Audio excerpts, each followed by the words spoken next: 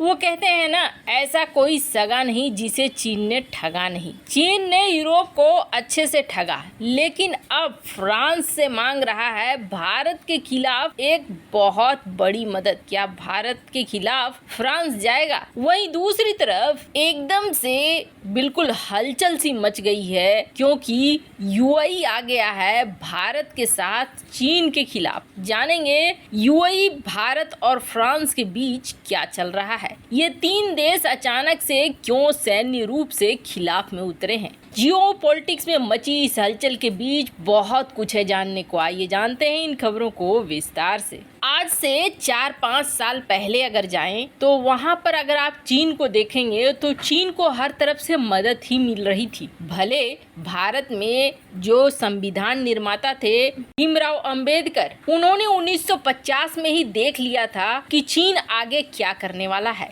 उन्होंने भविष्यवाणी की थी कि हिंदी चीनी भाई भाई का जो नारा दे रहे हैं नेहरू, वो गलत दे रहे हैं और एक समय भारत को भुगतना होगा। चीन दुनिया की सबसे बड़ी समस्या बनकर खड़ा होगा। उन्होंने यहाँ तक बताया था कि चीन को रोकने का एक बहुत बड़ा और बहुत सही उपाय है जिसको करना ही पड़ेगा, और वो उपाय है गठबंधन बनाना। यहाँ हिंद महासागर क्षेत्र में एक ऐसा गठबंधन बनाना होगा जो गठबंधन चीन के खिलाफ काम करे। हालांकि 1950 में उनकी कही गई बातों को उतना ध्यान नहीं दिया गया। उन्होंने जो भविष्यवाणी की थी, इंडिया उसके भी खिलाफ चला। उस समय की सरकार उस बात को मानकर नहीं चली, उनकी भविष्यवाणी को नजरअंदाज कर दिया गया और कमोबेश दुनिया का यही हाल था। अमेरिका भी उस वक्त चीन की मदद करता था, ये सोचकर कि चीन रूस के खिलाफ एक बहुत बड़े हथियार के रूप में काम आएगा। और शुरुआत में चीन ने इसी तरीके से किया। जब कोल्ड वॉर चल रहा था तब चीन ये दिखला रहा था कि हम अमेरिका की तरफ हैं। क्यों? क्योंकि चीन के पास एक बहुत बड़ा अवसर था अमेरिकी बाजार में घुसना और अमेरिकी निवेश को अपने देश में लाना। चीन बहुत पहले से समझ चुका था कि पैसे के बल पर ही बाकी चीजों को मैनेज किया जा सकता है। यानी सबसे पहले अपने अर्थव्यवस्था को मजबूत करो और उसी अर्थव्यवस्था से फिर सेना को मजबूत करो। अमेरिका के साथ रिश्ते अच्छे करने के बाद चीन यूरोपीय देशों के साथ रिश्ते अच्छे करने लगा, क्योंकि यहाँ 27 से 28 देश थे जहां मोटा मालपानी था। यहाँ पर व्यापार करना 27 से 28 देशों के साथ बहुत ही फायदेमंद था। और इसके लिए एक तरह से कहें तो बिल्कुल चीन ने पटा लिया था जर्मनी को। और जर्मनी की जो चांसलर थी एंजेला मर्केल, वो तो बिल्कुल चीन के खिलाफ कुछ भी नहीं सुनना चाहती थी। पर कमोबेश 4-5 साल पहले ऐसे ही हालात थे यूरोपीय देशों के। और सबसे अच्छा रिश्ता किसका था चीन के साथ? फ्रांस के साथ। फ्रांस के साथ भी रिश्ता अच्छा होने की वजह से फ्रांस का भरपूर फायदा उठाया चीन ने सबसे पहले अपने फाइटर जेट में कई ऐसे इंजन लिए जो फ्रांस के बने हुए इंजन थे। इन फाइटर जेट्स में इंजन लगवाने के बाद उसकी रिवर्स इंजीनियरिंग शुरू की और रिवर्स इंजीनियरिंग शुरू करके अपने देश में इंजन बनाने लगा। कुछ रूस के हैं, कुछ फ्रांस के हैं। जाहिर तौर पर फ्रांस के इंजन को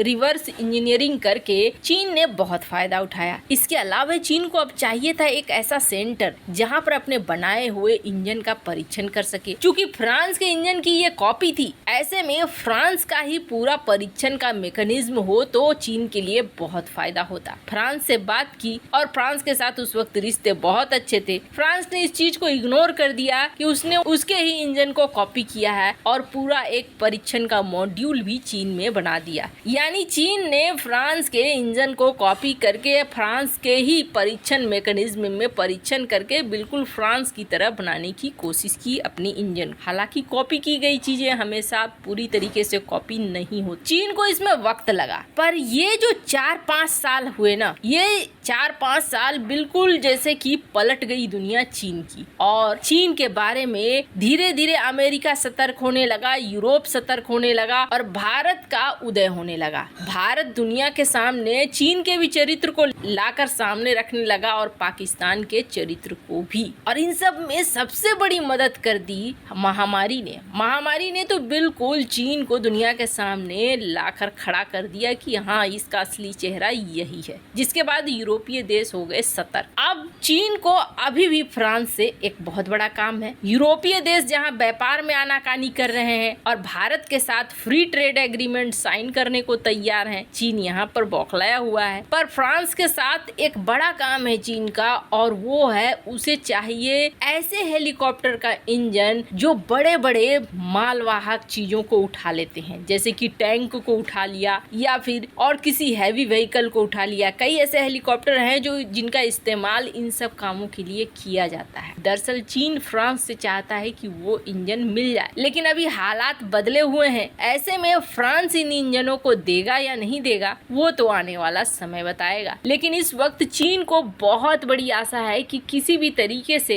ये इंजन मिल जाए। जहाँ एक तरफ चीन ये आशा कर रहा है, तो वहीं दूसरी तरफ फ्रांस भारत ने एक ऐसा ऐलान कर दिया है जिस ऐलान के बाद सख्ते में है खुद चीन। फ्रांस के बारे में थोड़ा बहुत आइडिया तो चीन को लग गया था कि चलो ये विपक्षी खेमा में चला गया है, भारत दुश्मन है वो तो तय है। लेकिन चीन ने ये बिल्कुल नहीं सोचा था कि यूनाइटेड अरब अमीरात यानी कि यूएई कुछ ऐसा कर सकता है जो चीन के खिलाफ होगा। दरअसल ये तय हो चुका है कि इस वक्त इंडो पैसिफिक यानी हिंद महासागर का ये इलाका बहुत ही ज्यादा संवेदनशील हो चुका है और यहाँ चीन कुछ न कुछ चला रहा है। आने वाले समय में हो सकता है बड़े बवंडर का रूप ले ले। अब भारत ऐसे गुटों का निर्माण कर रहा है जिन गुटों के जरिए काउंटर किया जा सके चीन को। पर ऐसे में अरब देश शामिल होंगे ये चीन ने बिल्कुल नहीं सोचा था। पर यूएई और भारत के बीच इस वक्त जुगलबंदी बहुत अच्छी चल रही है और ऐसे में फ्रांस भी इसमें आ गया है। फ्रांस, यूएई और भारत, इन तीनों ने